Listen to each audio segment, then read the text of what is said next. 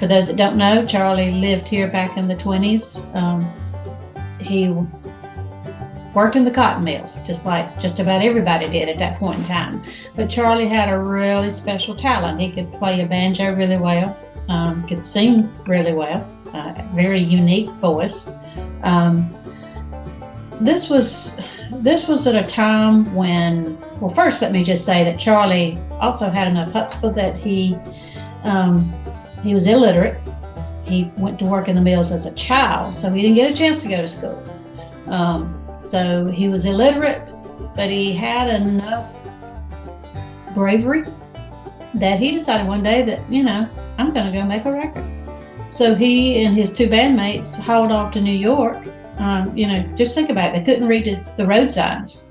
To get to New York, find Columbia Studios, knock on the door and say, we're here to record. I mean, what?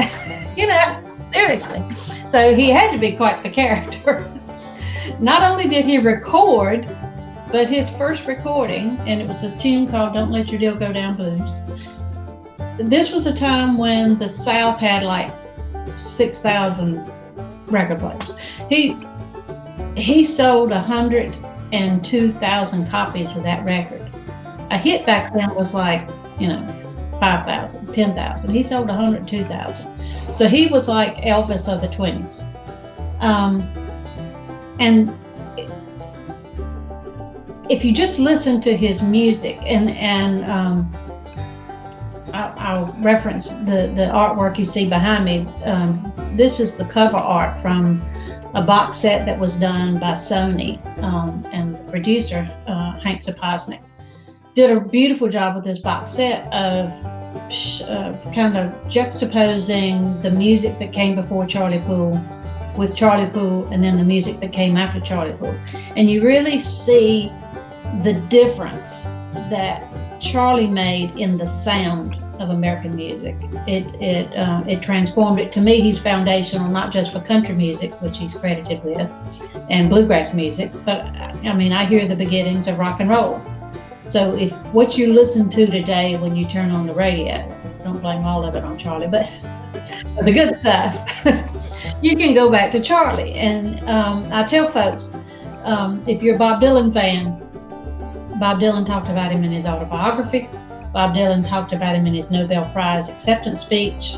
Bob Dylan just started his own Sirius music channel again, started it back up the other day. His first episode, the first song was a Charlie Poole song. So one year at the festival, we had Mike Seeger come play and for the festival, and we're walking along in front of the Spray Mercantile Building. Everybody here knows what the Spray Mercantile Building is, Spray Canal. And we stopped to speak to Mike Seeger, and the Seeger family is American music. And Mike looked up at us. He said, "I can't believe where I am." That is the reputation of Charlie Poole in the music world and the world at large. And so, we can claim that as our heritage here. So just to celebrate that, that's why we created the festival.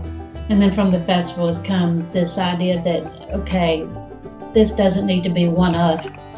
Let's create some more Charlies. Let's put that opportunity out there for the kids to learn and carry this culture forward.